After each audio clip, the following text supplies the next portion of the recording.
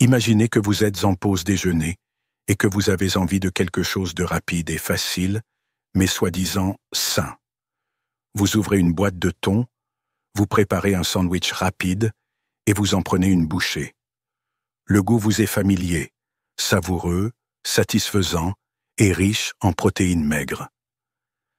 Mais que se passerait-il si cette boîte de thon bien pratique abritait une menace cachée, capable d'empoisonner lentement votre cerveau au fil du temps? Bien que la plupart des gens considèrent le thon comme un aliment de base, il existe un aspect de ce poisson dont l'industrie agroalimentaire parle rarement. La contamination au mercure du thon pourrait être plus grave qu'on ne le pense, et selon la façon dont il est sélectionné, si vous préparez et consommez du thon en conserve, vous pourriez vous mettre en danger. Dans cette vidéo, nous verrons comment le mercure se retrouve dans le thon, pourquoi certaines espèces ont des niveaux plus élevés que d'autres, et les erreurs les plus courantes que les gens font lorsqu'ils dégustent ce plat préféré de l'océan. Lisez la suite pour savoir comment protéger votre santé et continuer à profiter des bienfaits nutritionnels du thon sans exposition inutile aux métaux lourds. Nous partagerons également des conseils pratiques pour que vous puissiez continuer à déguster le thon dans les salades, les ragoûts et les sandwichs, mais de manière plus intelligente. Au final, vous verrez une boîte de thon sous un jour complètement différent. Mercure sans teint. D'où il vient et pourquoi c'est important. Avant de nous plonger dans les erreurs spécifiques que les gens font avec le thon en conserve, prenons un moment pour comprendre le véritable coupable, le mercure. Le mercure est un métal lourd présent naturellement dans la croûte terrestre. Mais l'activité industrielle a considérablement augmenté la quantité circulant dans l'environnement. Des activités, comme la combustion du charbon pour produire de l'énergie et les opérations minières à grande échelle, libèrent du mercure dans l'air. Au fil du temps, ce mercure se dépose dans nos rivières, nos lacs et nos océans. Deux types de mercure. Il existe deux principales formes de mercure qui nous préoccupent. 1. Mercure inorganique, initialement libéré dans l'air lors des processus industriels, il atteint finalement les milieux aquatiques. Deuxième méthylmercure, formé lorsque certaines bactéries vivant dans des zones à faible teneur en oxygène convertissent le mercure inorganique en une version beaucoup plus toxique, le méthylmercure. Une fois que le méthylmercure se forme dans les plans d'eau, il remonte la chaîne alimentaire. Les petites créatures, comme le plancton et les petits crustacés, l'absorbent en premier. Les poissons plus gros mangent ensuite ces organismes plus petits, concentrant ainsi davantage le mercure. En ce qui concerne les gros poissons prédateurs, comme le thon, les niveaux de mercure ont considérablement augmenté. Et qui est au sommet de cette chaîne alimentaire? Les humains. Chaque fois que nous consommons du poisson contaminé, nous héritons de ces niveaux accumulés de mercure. Le grand mystère du thon. Pourquoi est-ce si pollué? Le thon est un poisson hautement migrateur. Il parcourt de longues distances pour se nourrir de petits poissons, crustacés et autres organismes marins susceptibles d'être contaminés par le méthylmercure. Considérez le thon comme un accumulateur de mercure en mouvement. La toxine s'accumule dans votre corps au fil des ans, un processus connu sous le nom de bioaccumulation. Bien que le thon puisse éliminer une partie du mercure, il le fait très lentement et ne l'élimine jamais complètement. Certaines parties de votre corps stockent le métal à long terme. C'est pourquoi les experts de la santé conseillent la modération, en particulier pour les personnes les plus vulnérables aux effets toxiques du mercure, enfants, femmes enceintes et personnes handicapées.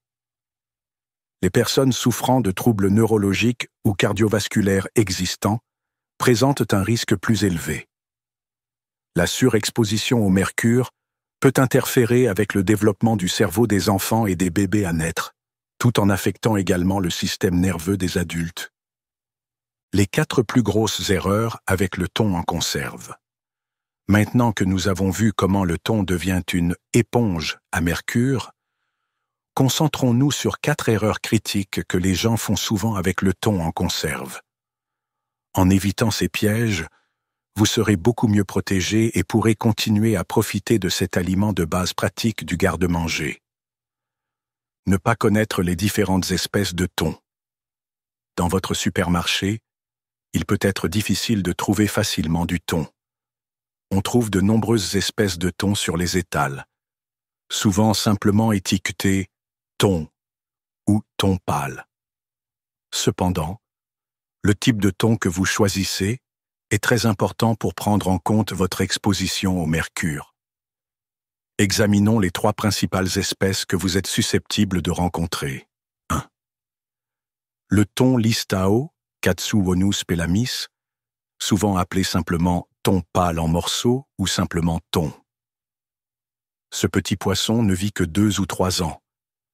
En raison de sa durée de vie plus courte et de sa taille plus petite, il accumule moins de mercure, soit en moyenne environ 0,12 parties par million, ppm, généralement considéré comme l'option la plus sûre pour une consommation courante. 2. Thon albacore, Thunus albacars. Cette espèce est plus grande que le listao et peut vivre entre 7 et 10 ans. Parce qu'il grandit et vit plus longtemps, il accumule plus de mercure, environ 0,35 parties par million. Il est toujours considéré comme sûr s'il est consommé avec modération, mais il n'est pas idéal pour les repas fréquents. 3. Thon germon, Thunus alalunga. Cette variété est connue pour sa chair légère, presque blanche, et peut vivre encore plus longtemps, atteignant des tailles considérables. Il contient environ 0,50 parties par million de mercure, ce qui en fait la teneur la plus élevée parmi les conserves de thon couramment vendues. L'Agence de protection de l'environnement, UPA, et la Food and Drug Administration, FDA, recommandent. Attention avec cette variété. À retenir, si vous mangez régulièrement du thon ou que vous le consommez comme source rapide de protéines, le listao est votre meilleur choix pour maintenir un faible taux de mercure. Ne pas lire attentivement les étiquettes.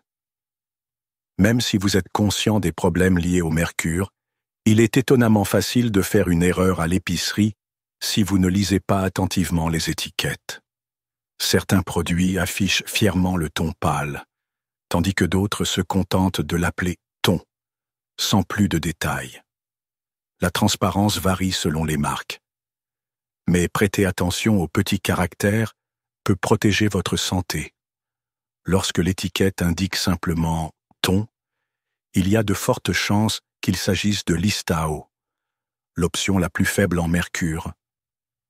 Si vous spécifiez « thon pâle » ou « thon albacore », préparez-vous à un niveau de mercure modérément plus élevé. Le thon blanc est parfois clairement étiqueté comme thon blanc ou thon blanc, et c'est celui qui contient le plus de mercure. Pour le vérifier, vous pouvez rapidement rechercher la marque sur Internet.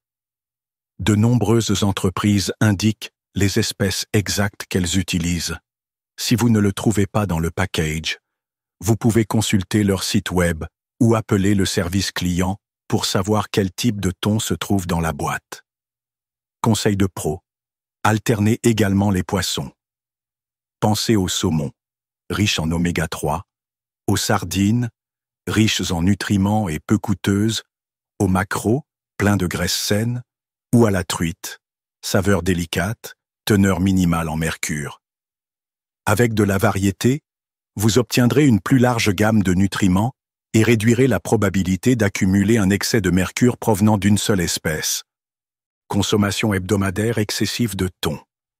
Le thon est indéniablement pratique. Vous pouvez le jeter dans une salade, le mélanger avec des pâtes ou le mettre dans un sandwich. Cependant, cette praticité peut faciliter la surconsommation. Le mercure s'accumule également dans notre corps, surtout si nous mangeons régulièrement des poissons plus gros avec une teneur en mercure plus élevée. Les directives diététiques américaines recommandent généralement environ 8 onces, 227 grammes, de fruits de mer par semaine. Même si le thon en conserve peut être inclus dans ce quota, l'équilibre est essentiel. Une consommation excessive de mercure comme source principale de protéines pourrait augmenter inutilement votre taux de mercure au fil du temps. Certaines personnes, notamment celles qui ont grandi en mangeant des sandwichs au thon tous les jours, ne se rendent peut-être pas compte à quelle fréquence elles en consomment. Si vous aimez tant le thon, rappelez-vous. 1. Tenez-vous-en à la liste des repas quotidiens. 2. Répartissez vos rations tout au long de la semaine. 3. Associez-le à d'autres options de fruits de mer à faible teneur en mercure. Considération sur les oméga 3. Outre le mercure, le thon peut être une excellente source d'acides gras oméga 3, bénéfique pour la santé du cœur et du cerveau. Cependant, le type de thon en conserve que vous choisissez, emballé dans l'huile ou dans l'eau, influence considérablement le profil nutritionnel final, ce qui nous amène à la prochaine question cruciale. Égoutter le thon en conserve de manière incorrecte et confondre l'huile avec de l'eau. Lorsque vous ouvrez une boîte de thon, l'égouttez-vous correctement? Beaucoup de gens versent simplement un peu de liquide ou évitent complètement l'égouttage, surtout lorsque le thon est dans l'eau. La façon dont ce liquide supplémentaire est traité peut affecter considérablement la texture des aliments et leur profil nutritionnel, et même la charge de mercure. La méthode de drainage est importante. Si le thon est conditionné dans l'huile, placez-le dans une passoire à mailles fines et appuyez doucement avec une fourchette pour retirer le plus d'huile possible. Non seulement cela évite la mayonnaise liquide ou les salades détrempées, mais cela réduit également la quantité de graisse et potentiellement la quantité d'huile chargée de mercure que vous finissez par consommer. Si le thon est conditionné dans l'eau, il faut quand même bien l'égoutter. Même s'il y a moins de matière grasse, le liquide peut rendre le plat trop liquide. De plus, gardez à l'esprit que le mercure ne se lie pas à l'eau comme il le fait à l'huile, ce qui signifie qu'il en reste davantage dans la chair du poisson. Huile ou eau? Quelle est la meilleure option? Vous serez peut-être surpris d'apprendre que le thon à l'huile est peut-être le choix le plus judicieux si votre objectif est de réduire votre consommation de mercure. Voici le raisonnement. Le mercure est lipophile, ce qui signifie qu'il aime se lier aux graisses. Dans une boîte de conserve remplie d'huile, une partie du mercure contenu dans le thon est transférée à l'huile. Une fois cette huile bien égouttée, une partie du mercure est éliminée. Le thon conservé à l'eau, en revanche, n'offre pas ce piège, ce qui laisse davantage de mercure dans le poisson lui-même. Au-delà du problème du mercure, le thon à l'huile a tendance à contenir plus de calories, mais peut également contenir des niveaux plus élevés de certains nutriments, tels que la vitamine D et les acides gras oméga 3. Une étude publiée dans Public Health Nutrition a révélé que le thon dans l'eau fournit une dose concentrée d'oméga 3, ce qui est génial si c'est votre priorité. Mais pour les personnes qui ont besoin d'un apport plus élevé en graisses essentielles, comme celles atteintes de fibrose kystique, le thon à l'huile peut être plus bénéfique.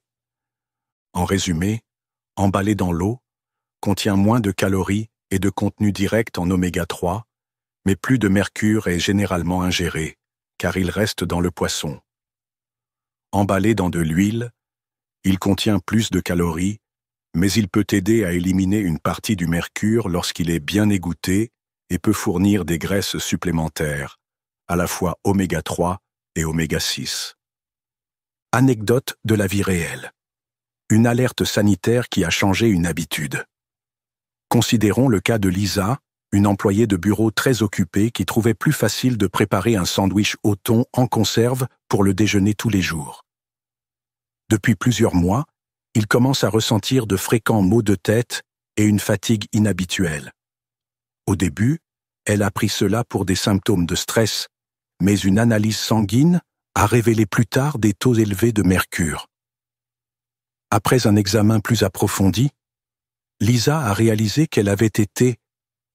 Il consommait principalement du thon blanc en eau douce, ingérant probablement plus de mercure que s'ils avaient varié leur poisson ou choisi la bonite à l'huile. Après être passés à la bonite à l'huile, en l'égoutant plus soigneusement et en l'alternant avec d'autres poissons comme le saumon, ces niveaux de mercure sont progressivement revenus à une plage plus sûre.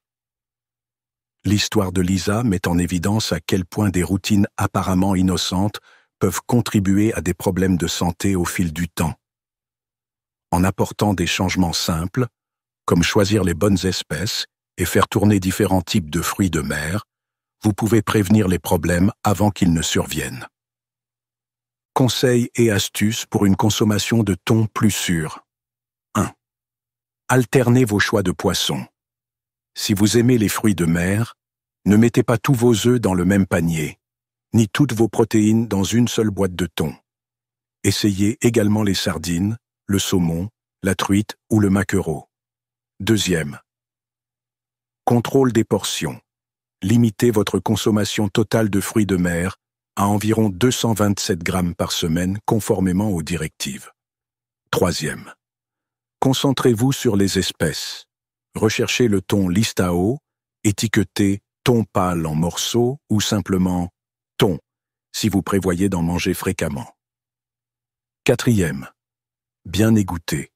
Que ce soit dans l'eau ou dans l'huile, pressez rapidement l'utilisation d'une fourchette dans une passoire peut améliorer la texture et réduire les liquides indésirables, et éventuellement certains contaminants.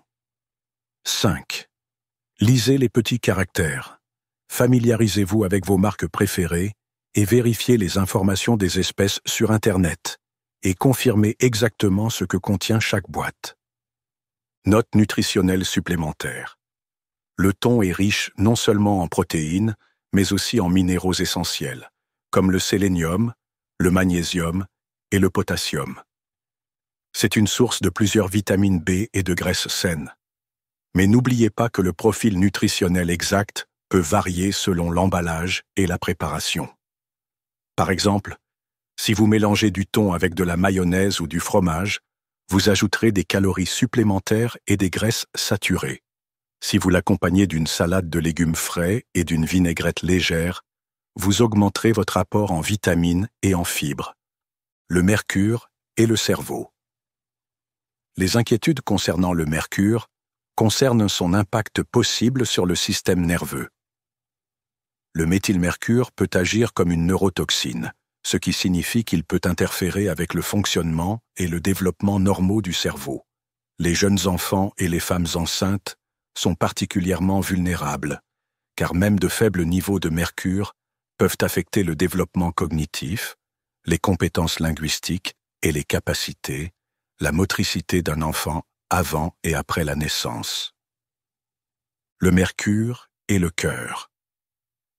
Ironiquement, bien que le thon soit souvent apprécié pour sa teneur en oméga 3, bénéfique pour la santé cardiaque, l'excès de mercure peut avoir un effet négatif sur la santé cardiovasculaire.